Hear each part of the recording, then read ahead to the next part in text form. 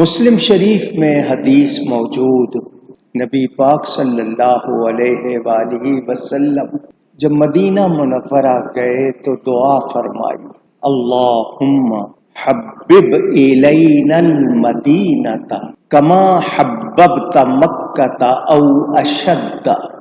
اے اللہ، تو مدینے کو ہمارا ایسا پیارا بنا دے، ایسا محبوب بنا دے جیسا کہ مکہ، بلکہ اس سے بھی بہت زیادہ۔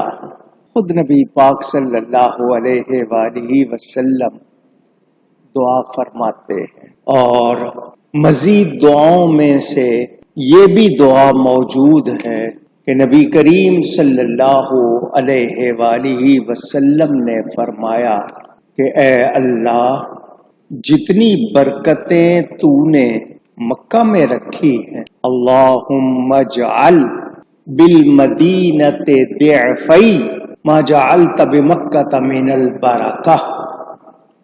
جتنی برکتیں تو نے مکہ میں رکھی ہیں اس سے دگنی مدینہ منورہ میں رکھتے۔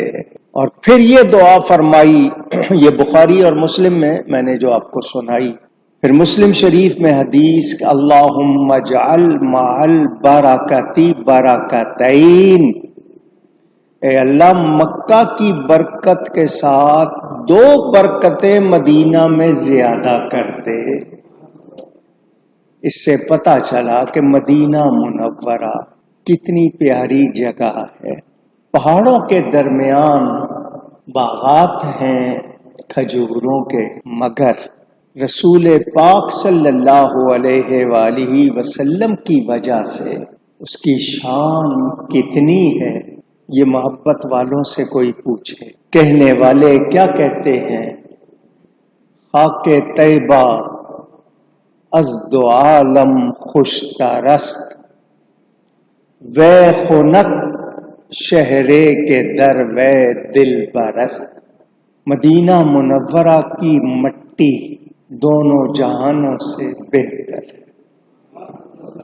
اچھی ہے۔ از دو عالم خوش ترست، دونوں عالم سے اچھی ہے۔ کیوں؟ وجہ کیا ہے؟ وے خنک شہرے کے آنجا دل برست۔ وہ اس لیے ہمیں بہت اچھی لگتی ہے کہ وہاں ہمارے محبوب رہتے ہیں۔